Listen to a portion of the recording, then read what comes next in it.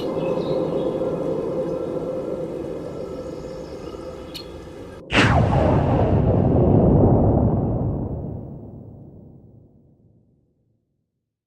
will come soft rains and the smell of the ground, and swallows circling with their shimmering sound, and frogs in the pools singing at night, and wild plum trees in tremulous white.